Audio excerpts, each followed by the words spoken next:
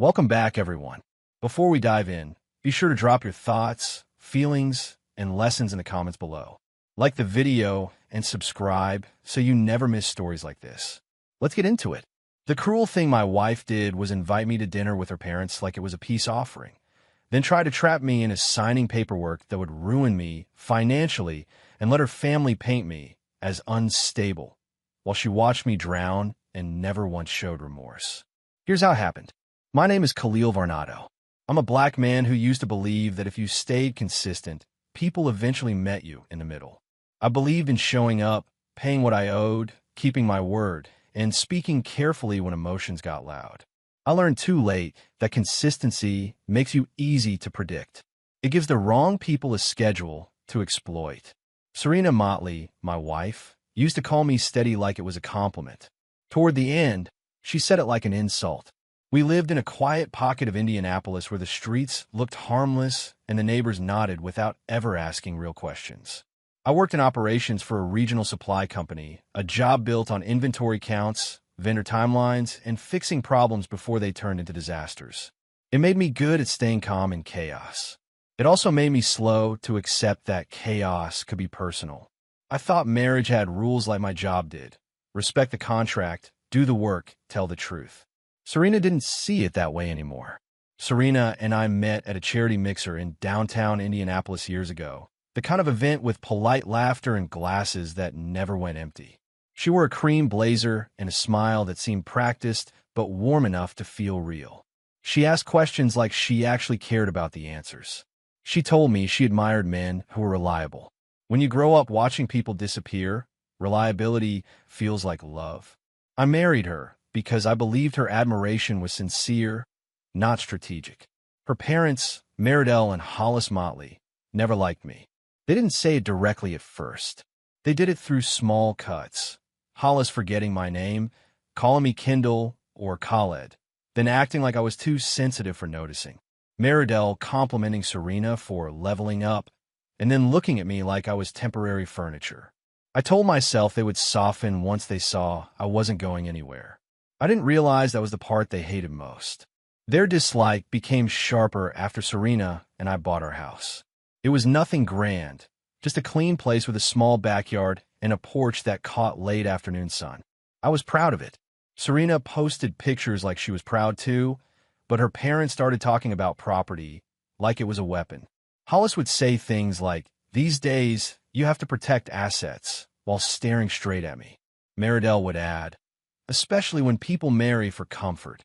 Serena would laugh lightly, like it was all harmless. The first time Serena humiliated me in public, it happened at a friend's birthday dinner in Fishers.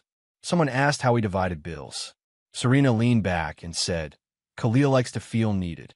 He gets weird if I take too much control." People laughed because it sounded like a playful jab. I laughed too, because I didn't want to be the man who ruined the mood. But on the drive home, I asked her why she said it like that. She shrugged and told me I needed thicker skin. After that, she started rewriting our story while I was still living in it. If I asked for clarity, she called it insecurity. If I want to talk about feelings, she called it drama. If I pointed out something that didn't add up, she told me I was imagining things. It wasn't screaming or obvious cruelty. It was a slow grind of being treated like my reality was optional. And because I loved her, I kept trying to earn basic respect like a man paying interest on a debt he never took out. Serena also started spending differently. Not wildly at first, just more business expenses, more subscriptions, more sudden charges I didn't recognize. When I asked, she'd say she was building something for us that I should be proud. She talked about a side business with an excited brightness that made me want to support her. She asked me to help with setup, payment links, email accounts, simple bookkeeping. It sounded harmless. I did what husbands do when they still believe partnership is real. I helped. I didn't know her brother Tavian was involved. Tavian was the kind of man who always had a new plan, always spoke in half-finished sentences like the details were too advanced for anyone else. He drifted between jobs and blamed every employer for not appreciating his value. When Serena talked about her business, Tavian started showing up more. He'd sit at our kitchen counter and grin at Serena like they shared a private joke. Sometimes I walked into the room and their conversation would pause, then restart in a different direction. The tension hit a new level the month Serena suggested we attend family dinner at her parents' house in Carmel. She framed it like a reset. She said Meridell had been asking about me, that Hollis wanted to clear the air. Serena spoke softly, touching my arm like she remembered tenderness. I wanted to believe it. I wanted that relief so badly that I ignored the way her eyes stayed detached, like she was acting from a script she didn't write but still intended to follow. On the day of the dinner, Serena got unusually dressed up. Not just nice, careful. A structured dress, earrings that caught light, hair done with the kind of precision she used for job interviews. She looked like she was going somewhere important. When I told her she looked beautiful, she said thanks without looking up from her phone. Her nails clicked against the screen. She smiled at something. It wasn't for me. We drove north to Carmel under a sky that looked bruised with winter. Serena played music low, but the car felt silent anyway. At a stoplight, she checked her phone again and again. I asked if everything was okay. She said she was just coordinating something with her mother. Then she added, "Please don't make tonight harder than it has to be." The way she said it made me feel like I was already guilty of something. I swallowed my response and focused on the road. Meridell opened the door with a smile that didn't reach her eyes. Their house was immaculate in the way some homes are when they're designed to impress strangers, not comfort family. Everything smelled like lemon cleaner and expensive candles. Hollis shook my hand with a grip that tried to prove something. Tavian was already there, leaning against the kitchen island, wearing a watch that looked too new for a man who was always between opportunities. He nodded at me like we were co-workers, not relatives. Dinner started politely. Meridell asked about my job, then redirected every answer into a critique. Operations is stressful. Men get burned out. Hollis asked about the mortgage and spoke about interest rates like he was testing me. Serena sat beside me, but angled her body slightly away, like we weren't a unit. Tavian smirked when Hollis made jokes about protecting the family name. I tried to keep my tone even. I tried to be respectful. I didn't realize respect was exactly what they were counting on. Halfway through the meal, my phone buzzed once in my pocket. I ignored it out of courtesy. Then it buzzed again. Serena's eyes flicked toward me, quick and sharp. Tavian's foot tapped under the table like he was impatient. Meridell stood and began clearing plates even though I was still eating. Hollis poured himself more water and asked, casually, "So, Khalil, have you ever considered what would happen if you and Serena didn't work out?" The question landed like a weight. My phone buzzed a third time. I excused myself and checked it under the table. The message came from an unknown number. "Leave now." 2 words in all caps. No greeting, no explanation. My chest tightened. I read it twice like the letters might rearrange into something harmless. The second I looked up, I noticed details I hadn't wanted to see. A manila folder near Hollis's chair, the way Serena's hand kept hovering toward her purse, the way Meridell kept glancing toward the front hallway like she was waiting for someone. Serena's phone lit up. She glanced at it and stood. "I'll be right back," she said too casually. Tavian stood at the same time. "I need air," he said. They walked toward the back door together. Hollis watched them leave with the calm of a man watching a plan proceed. Meridell smiled at me and said, "You know, marriage is about responsibility." Her voice was sweet, but the words felt like a trap closing. My heart was hammering. I tried to breathe quietly so no one would see panic.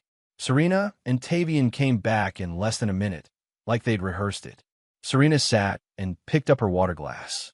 Her hands were steady, too steady. Hollis slid the manila folder onto the table like it was dessert. "We just want to make sure you understand the future," he said. Meridell leaned in, eyes bright. "It's standard. It's smart," she said. Serena finally looked at me and said, "Khalil, just read it. It's not a big deal." My throat went dry. I opened the folder and saw pages with headings, signatures, and language that looked like it came from a lawyer. Serena's name was already printed in multiple places. There were places for my signature. Words jumped out: separate property, waiver, spousal support, voluntary. Hollis tapped a pen against the table like he was timing me. Meridell said, "This protects everyone." Serena's face stayed neutral, like she was watching a business transaction. The text on my phone burned in my mind. Leave now? I didn't argue. I didn't accuse. I felt the old instinct to keep peace rise up, and for the first time I forced it down. I closed the folder gently. I can't sign anything tonight, I said. Hollis's smile tightened. Why not? He asked. Meridell's voice turned sharper.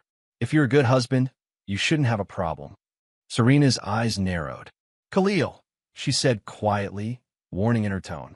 Tavian leaned back, satisfied, like he'd been waiting for me to react.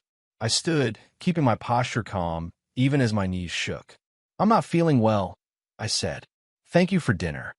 Meridell's smile returned in a flash, false and fast. Oh, don't be dramatic, she said. Hollis's gaze stayed fixed on me cold. Serena didn't stand with me. She didn't ask if I was okay. She didn't follow me to the door. She just watched, eyes flat, as if I was walking out of a store without buying anything. That lack of concern cut deeper than the folder. Outside, the air hit my face like a slap. I walked to my car as steadily as I could, aware that Tavian might follow, aware that they might laugh once the door closed behind me. My hands trembled so badly I dropped my keys once. When I got into the car, I locked the doors instantly like a reflex. I sat there breathing hard, staring at the warm light in their windows. I pictured them inside, calm, irritated, already deciding what story they would tell about my behavior. I called the number that texted me. It went a voicemail. I texted back. Who is this? My stomach churned. I drove down the street and parked at a gas station with bright lights and security cameras. My head was spinning with questions. Why would a stranger warn me? Who knew what was coming? Why did Serena look so prepared, so detached? I tried to call Serena. It rang and rang. She didn't pick up. Then my call went to voicemail. A few minutes later, I received a text from her. Stop acting like a victim. That message hit me harder than anything her parents said. It wasn't anger. It was contempt. It confirmed what I'd been afraid to admit. Serena was not confused. She was not pressured. She was not trapped by her parents. She was part of the trap. My eyes stung, but I refused to cry in my car like a man begging the world to be kind. I stared at the steering wheel and told myself one thing. I was done being predictable. Done being the steady man everyone assumed would cooperate. I checked our shared bank app. The password didn't work. I tried again. Nothing. I clicked forgot password. The recovery email wasn't mine. My throat tightened so hard it hurt. I opened my credit monitoring app and noticed a new inquiry I didn't recognize. My body went cold. Serena hadn't just planned a dinner trap. She had been laying groundwork for months. The humiliation I felt turned into something sharper. Focus. I drove to a quiet hotel in downtown Indianapolis and paid for 2 nights with a card in my name only. In the hotel room, under the bright bathroom light, I looked at my own face like I was meeting myself again. I looked tired, older than I should. I thought about all the times I'd swallowed discomfort to keep peace. All the moments I'd trusted Serena, because trusting your wife is what you're supposed to do. Then I remembered how her eyes didn't soften when I stood to leave. That image hardened something inside me.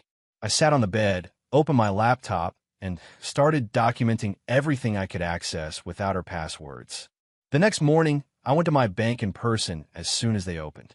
I brought my ID, my pay stubs, and that quiet determination that comes from being cornered. A banker helped me verify my individual accounts and freeze what I could. They flagged unusual transfers from a joint account, but because Serena was an owner, the bank couldn't simply hand control to me. Still, they could document concerns. They could advise steps. I froze my credit, placed fraud alerts, and requested records. It wasn't revenge. It was survival. Serena finally called around noon. Her voice was smooth, almost bored. "Where did you go?" she asked. I told her I was safe and that I wasn't signing anything without counsel. She laughed once, short and dry. "Counsel," she repeated, like I was pretending to be important. "Khalil, you're making this ugly." I told her it was already ugly. I asked her directly what the folder was. She didn't deny it. She said, "It's what smart people do when someone can't be trusted." Then she hung up. I didn't call her back. I sat in that hotel room with the ache spreading through my chest and let myself acknowledge the truth. My marriage had become a negotiation where I was the only one still emotionally invested. When someone calls you untrustworthy while draining your resources, they're not afraid of your betrayal. They're afraid you'll notice theirs. That afternoon, I called a lawyer a coworker once mentioned, an older black woman named Tiffany Banks, known for being calm and unmovable. Her assistant gave me a next-day appointment. I met Tiffany in a modest office in Broad Ripple, not flashy, not designed to impress. She listened without interrupting, taking notes with a pen that moved steadily. I explained the dinner, the folder, the text, the locked accounts, Serena's contempt. Tiffany asked careful questions. Then she said, "You did the most important thing already. You didn't sign." She told me to stop communicating with Serena unless necessary and to do it in writing when possible. She also told me something that changed how I saw everything. This wasn't emotional. It was planned. Tiffany explained how families use pressure, social settings, stage concern, sudden paperwork, to make someone comply. She told me to request the full document Serena intended to present, and not through Serena, through attorneys. She also advised me to prepare for smear tactics, claims that I was controlling, unstable, financially reckless. Tiffany looked at me and said, "People like this don't need truth. They need a story. We're going to bring receipts." That word, receipts, felt like the first breath of air after months underwater. When Serena served me divorce papers 2 weeks later, she did it through a process server at my workplace. She didn't call. She didn't warn me. She let a stranger hand me an envelope in front of coworkers, like she wanted humiliation to be part of the experience. The filing claimed I was financially irresponsible and emotionally volatile. It requested control over certain assets and implied I might need to be supervised for decision-making. My stomach twisted as I read it. Serena had tried to turn my steadiness into a weakness and now wanted the court to see me as a threat. Hollis and Meridell submitted statements too, like they had been waiting their whole lives to testify against me. Their language was polished, confident. They described me as unpredictable, resentful, and fixated on control. Tavian's name appeared as a potential witness, which made my skin crawl. Serena still didn't contact me directly except for one text. "I hope you don't embarrass yourself in court." There was no sadness, no reflection, just the cold belief that she had already won because she had support and I had silence. Tiffany didn't flinch. She requested financial discovery immediately. Bank statements, transaction records, business documentation, communications related to any accounts. Serena's attorney responded with delays and partial information, like they assumed we would get tired. Tiffany didn't get tired. She treated their resistance like confirmation. Meanwhile, I searched for my own records. I remembered helping Serena set up her side business, emails, payment links, bookkeeping. I hadn't kept everything, but I had traces, old confirmations, admin access logs, a spreadsheet draft Serena once asked me to review. I forwarded it all to Tiffany. As discovery unfolded, I began to see patterns that made my hands shake with anger. Payments from our joint account labeled as vendor expenses went to accounts with names that didn't match any real company. Charges repeated in oddly similar amounts, as if designed to look routine. A consulting fee appeared monthly, but the destination account changed. Tiffany brought in a forensic accountant, a quiet man named Orson Leaks, who spoke carefully and never guessed. He didn't need to guess. He just followed the numbers like they were footprints in wet cement. Orson found something that made the room go silent. Multiple transfers from Serena's business funneling into an account tied to Tavian's email. Not only that, some of the business income Serena reported didn't match actual deposits.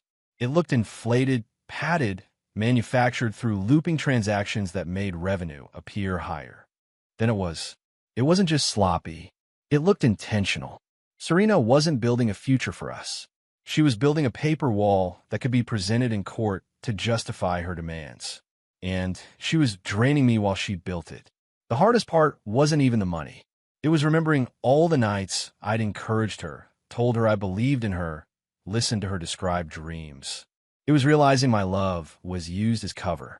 Serena had let me help set up the system that would later be used to harm me. When I read her messages from that period, "Thank you, babe," You're the best. We're a team. I felt sick. Those words weren't affection. They were camouflage. They were the soft blanket she used to hide the knife. Serena, meanwhile, played her role without cracks. In mediation, she sat with perfect posture and a bored expression, like my pain was an inconvenience. When her attorney spoke about fairness, Serena nodded at the right times. When I spoke, she looked away. She never once apologized. She never once acknowledged what she did at that dinner. Her parents came to one meeting and sat behind her like silent judges. Hollis stared at me with satisfaction, and Meridell kept a faint smile, like watching someone lose was a form of entertainment. Tiffany advised me to stay calm, to let the facts do the damage. It was harder than it sounds. Some nights I lay in the hotel room. I'd eventually turn into a month-long rental because I couldn't stand the emptiness of the house. I missed the version of Serena I thought I knew. I missed the idea of my marriage. The grief didn't come in clean waves.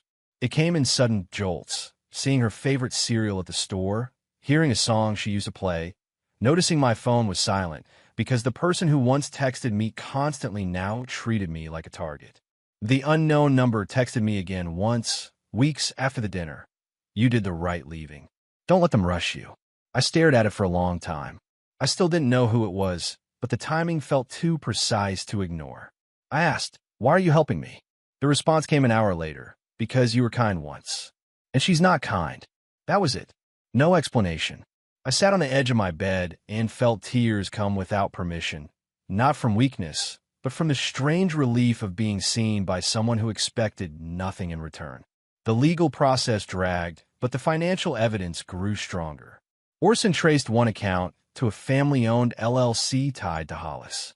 It wasn't blatant at first, just a signature here, an address there, the kind of small connection people assume will never be examined. But once it was found, it pulled other threads loose. Hollis had co-signed documents related to Serena's business structure. Meridell's email appeared on a few communications, forwarding forms and advising Serena to keep it clean. They weren't innocent bystanders. They were architects who thought paperwork made them untouchable. Then real-world consequences arrived, the kind you can't argue away with attitude. The bank flagged irregular transfers and filed reports, not because they cared about my marriage, but because the numbers triggered their systems. Serena got a call from the fraud department requesting clarification. She responded with irritation, as if the bank had disrespected her. She tried to shift blame to me, claiming I was confused. But confusion doesn't create repeated loops of money. Confusion doesn't explain vendor names that don't exist. The bank didn't care about her confidence. The bank cared about patterns. Tavian's arrogance cracked first. He didn't come to court, but he couldn't hide from his own chaos. His landlord terminated his lease after income verification failed and late payment stacked. He started calling Serena, demanding help. Serena refused, not out of principle, but out of rage that her plan was under pressure. Hollis tried to shield Tavian through the LLC, but that only exposed them further. When investigators requested records related to the LLC, Hollis looked like a man realizing his signature wasn't just ink. It was a liability. Serena didn't show remorse, even as things tightened around her. She didn't reach out to ask how I was holding up. She didn't offer a compromise. Instead, she doubled down. She told mutual acquaintances that I was punishing her by refusing to sign. She implied I was controlling because I wanted transparency. She said I couldn't handle a strong woman. It would have been funny if it hadn't been my life. The more she lied, the more I understood that she needed to believe her own story to justify what she did. In court, Serena presented herself as composed and wronged. Tiffany presented documents. When Tiffany introduced evidence of inflated business revenue and suspicious transfers, Serena's expression barely changed. She didn't look ashamed. She looked annoyed, like someone had interrupted her schedule. Her attorney tried to argue that the finances were complex. Orson testified with calm precision, explaining the loops, the inconsistencies, the destination accounts. The judge didn't react dramatically. He didn't need to. He just listened, took notes, and asked clear questions that made Serena's narrative wobble. The judge also asked about the dinner folder. Tiffany submitted the paperwork they tried to pressure me to sign, which Serena's side had tried to pretend never existed. Hollis stiffened in the courtroom. Meridell kept her chin lifted like she was still at her dining table. Serena stared straight ahead. Tiffany asked Serena if she had attempted to get me to sign the documents without counsel. Serena answered like it was normal. I thought it would simplify things. Tiffany asked if Serena believed simplification required ambushing me. Serena said, he overreacted. No remorse. No softness. Just the belief that my consent was optional. When the court ordered a deeper look into the finances, Serena's world changed quietly but sharply. Accounts were frozen, pending review. Certain transfers were flagged. Serena's attorney's tone shifted from confident to cautious. Hollis's lawyer advised him to stop communicating with Serena in writing. Tavian disappeared from view, like a man who knew his charm couldn't protect him from paperwork. The Motleys still didn't apologize. They didn't suddenly admit wrongdoing. They acted like the world was unfair for noticing. But consequences don't require confession.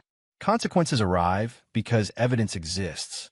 The settlement negotiations came after the pressure became real. Serena requested spousal support initially, claiming my income made her dependent. After the financial findings, that request collapsed. The judge didn't punish her emotionally. He simply denied what didn't align with facts. The property division shifted to protect me from further manipulation. I didn't win everything. Realistic outcomes don't look like movie endings. But I secured what mattered: a fair equity split, protection from false claims, and documented findings that made future attempts at character assassination less effective. Serena's plan to frame me as unstable failed because I stayed steady in the right way, through documentation, not silence. The most satisfying part wasn't seeing Serena lose money. It was watching her lose control. For someone like Serena, control is oxygen.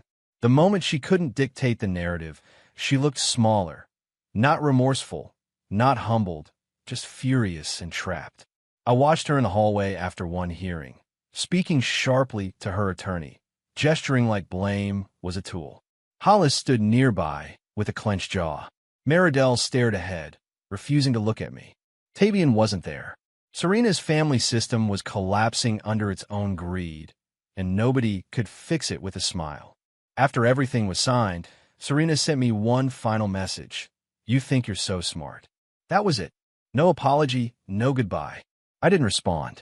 I sat in my car outside the courthouse and let the quiet settle over me. I expected to feel triumphant. Instead, I felt tired. I felt like a man who had carried a heavy box for too long and finally set it down, only to realize his arms were shaking from strain. Winning doesn't erase what it cost. It just stops the bleeding from continuing. I moved to Pittsburgh a month later. I chose it because it was far enough to feel like a new chapter, but close enough to keep my job transfer manageable. I rented a modest apartment with clean lines and good light. I bought furniture slowly, deliberately, refusing to recreate a life built on someone else's approval. I didn't post anything about it. I didn't announce healing. I just lived quietly, like a man learning how to breathe without checking if someone else approved of his lungs. I rebuilt my finances the way I rebuild anything: systems, steps, consistency.